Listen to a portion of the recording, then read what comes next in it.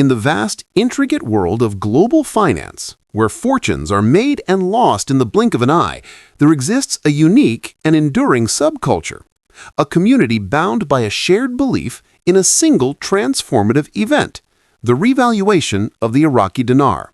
For years, this diverse group of investors, scattered across the globe, has held on to the conviction that the currency of a nation scarred by conflict will one day be revalued, unlocking immense wealth for those who possess the foresight and patience to believe. This is not a typical investment. It is a marathon of endurance, a testament to unwavering hope against a backdrop of prolonged uncertainty. The narrative is fueled by a constant stream of information, analysis, and intel shared within tight-knit online communities, creating a powerful ecosystem of anticipation. Central to this ecosystem are influential voices who interpret the subtle and often cryptic signals emanating from the world of international banking and Iraqi politics. Among the most prominent of these figures is a personality known as Frank26. As the provided video highlights, his updates are treated with a degree of reverence, his words parsed and analyzed with the meticulousness of a scholar studying ancient texts. Frank26's authority stems not from exaggerated claims, but from a perceived ability to connect disparate pieces of information into a coherent and compelling narrative of impending change. His analyses often focus on the strategic silence of the Central Bank of Iraq, framing the lack of public announcements not as inactivity, but as a deliberate and controlled prelude to a major financial maneuver. The core of the belief system, as articulated in the video, rests on several key pillars. First is the assertion that the revaluation is imminent, a term that electrifies the community and suggests the long wait is finally nearing its end. This sense of immediacy is bolstered by anecdotal reports of new higher exchange rates for the dinar appearing on the internal screens of international banks. These screen leaks, though unverified publicly, are treated as tangible evidence that the global financial system is secretly preparing for the switch. Furthermore, the video narrative insists that major financial institutions like Chase, Wells Fargo, and HSBC are not only aware, but are actively making preparations, holding confidential briefings, and readying specialized redemption centers to handle the massive influx of currency exchanges.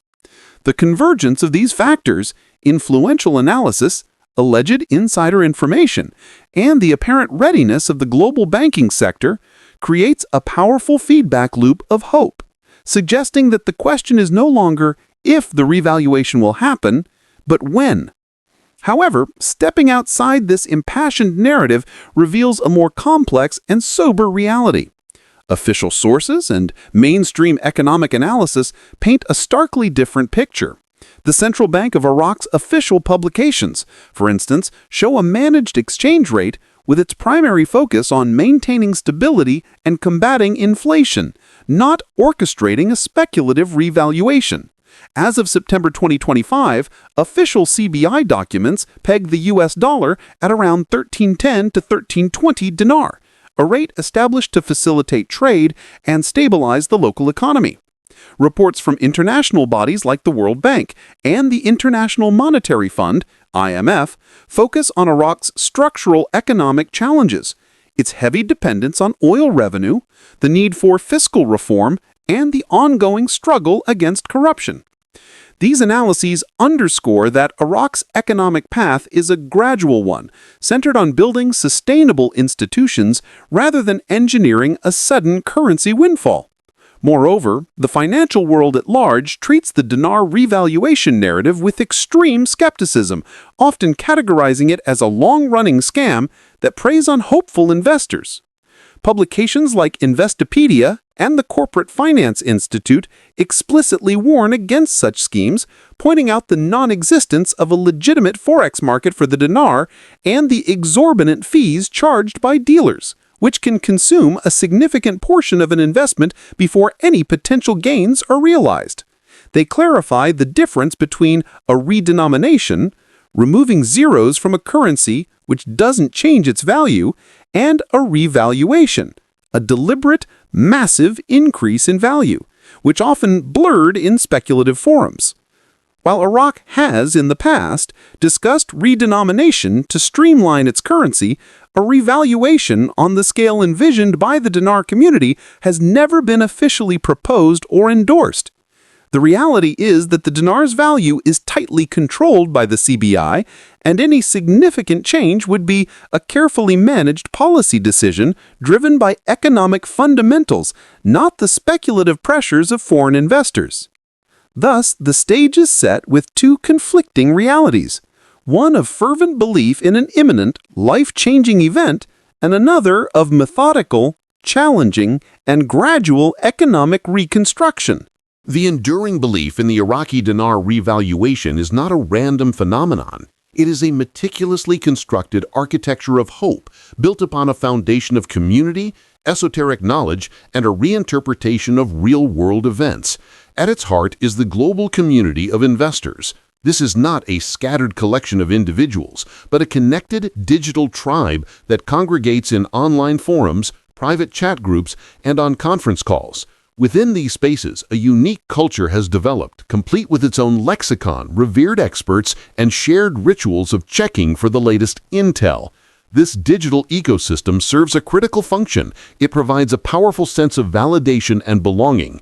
When an individual's belief is constantly echoed and amplified by thousands of others, it becomes reinforced, insulating them from the skepticism of the outside world. The community becomes the fortress against doubt, where every member is both a disciple and a missionary, sharing in the collective anticipation and supporting one another through the prolonged periods of waiting. This community thrives on a steady diet of specialized, often technical-sounding information that paints a picture of unstoppable, behind-the-scenes progress. The video narrative is a prime example of this, referencing a sequence of events that believers see as a, quote, precise countdown. It begins with banking software updates, an invisible but foundational step. This is followed by test transactions flickering across screens, seen not as routine checks, but as dress rehearsals for the main event. A subsequent period of silence is not interpreted as a lack of progress, but as a deliberate, final calm before the official announcement. This sequence provides a structured, logical framework for their hope, transforming a speculative bet into what feels like a predictable process. The ultimate trigger, they believe, will be an announcement in the Iraqi Gazette, the nation's official publication of laws and decrees. By fixating on this specific official channel, the community anchors its speculative hopes to a tangible, legitimate source, lending a veneer of credibility to the entire narrative. This architecture of belief extends to the interpretation of macroeconomic and political news coming out of Iraq. Every real-world development is filtered through the lens of the revaluation. When the Iraqi government passes a new national budget, confirms strong foreign reserves, or engages in cooperation with institutions like the IMF and the World Bank, these are not seen as standard acts of governance. Instead, they are interpreted as crucial stepping stones, necessary preconditions that must be met before the currency's, quote, true value can be unlocked. Recent reports from the IMF in July 2025, which praise Iraq for maintaining domestic stability, but also call for sizable fiscal adjustment and warn against an over-reliance on oil revenue, are viewed with a split interpretation. For believers, the stability is the key takeaway, a sign of readiness. For mainstream economists, on the other hand, the calls for urgent reform and spending cuts highlight the very economic fragility that makes a massive speculative revaluation highly improbable. These are signs of a country still struggling to build a diversified, resilient economy, not one on the verge of creating overnight millionaires. Ultimately, the most powerful element of this belief system is its emotional core. The journey of a dinar investor is framed as a narrative of profound personal perseverance. The video speaks directly to this, acknowledging the years of ridicule from friends and skepticism from family. It reframes the long wait not as a sign of a flawed investment, but as a test of faith and character. This narrative transforms the financial speculation into a deeply personal quest for vindication. The potential reward is not just monetary, it is the satisfaction of proving the doubters wrong, of having their long-held, often mocked belief validated on a global scale. This emotional investment creates a powerful resistance to contrary evidence.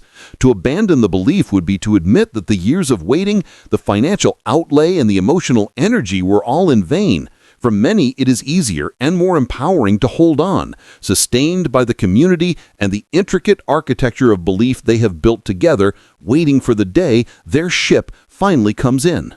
For the dinar narrative to persist, it requires more than just a community and a steady stream of intel. It needs a tangible connection to the asset itself. This connection is facilitated by a niche industry of currency dealers who act as the brokers of hope.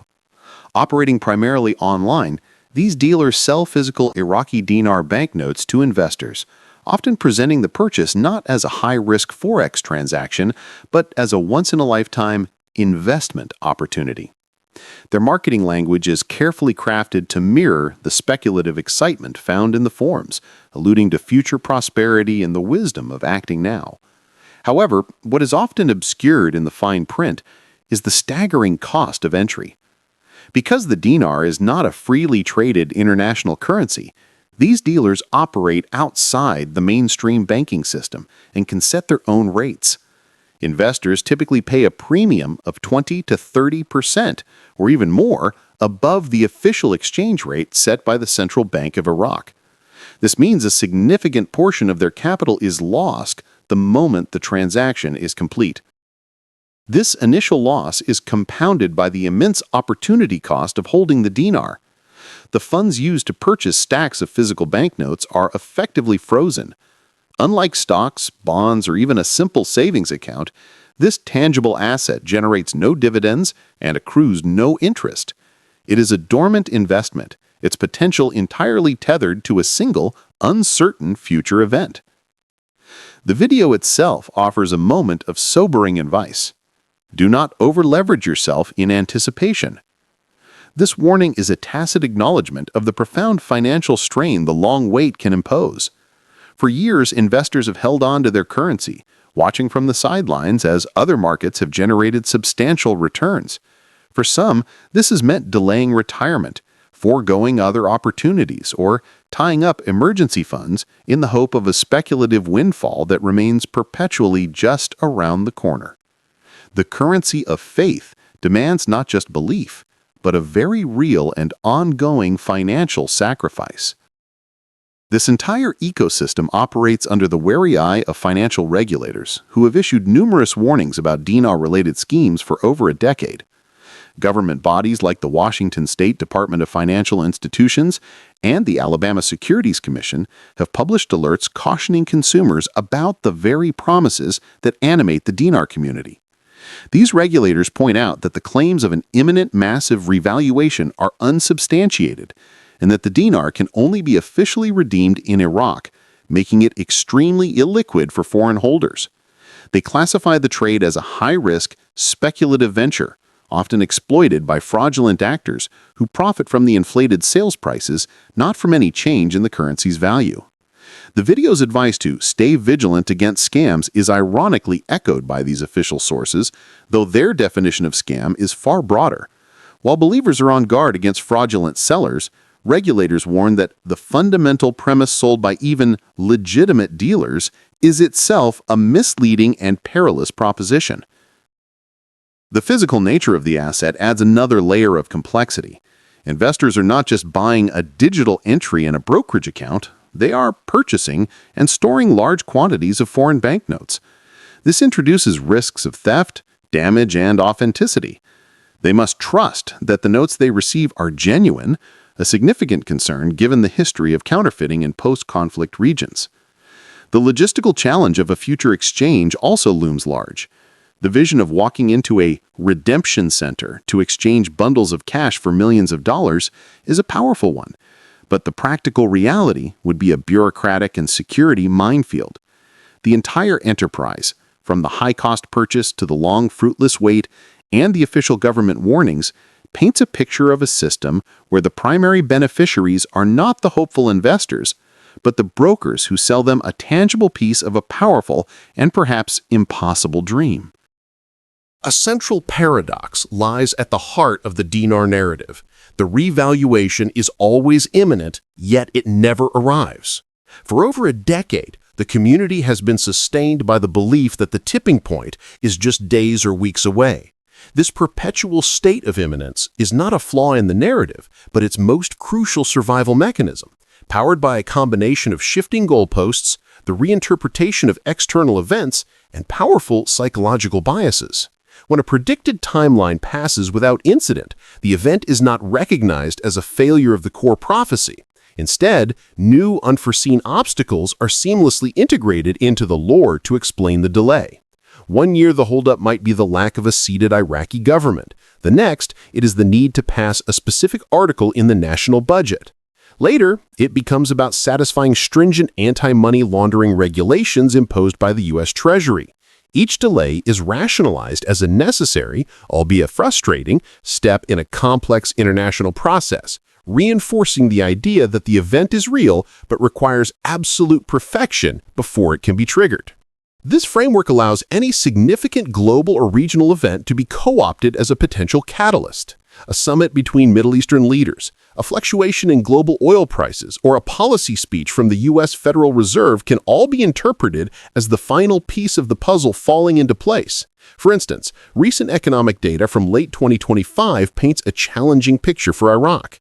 The IMF's latest Article 4 consultation in July highlighted Iraq's vulnerabilities to falling oil prices and the urgent need for sizable fiscal adjustment, projecting negative GDP growth for the year. For an economist, this signals a nation in a precarious position, needing to tighten its belt. For a dinar believer, however, this very pressure is seen as the trigger. The narrative can pivot to suggest that this economic pain is precisely what will force the government's hand, compelling them to finally unleash the true value of their currency to solve their fiscal woes. The facts do not change, but their meaning is entirely transformed to fit the pre-existing conclusion. Underpinning this entire system are powerful cognitive biases that make it incredibly difficult for an investor to walk away. The most significant is the sunk cost fallacy, the tendency to continue an endeavor because of the resources already invested, whether they be time, money, or emotional energy. After dedicating years to researching, investing thousands of dollars, and defending their belief to skeptical peers, abandoning the dinar feels like accepting a total loss.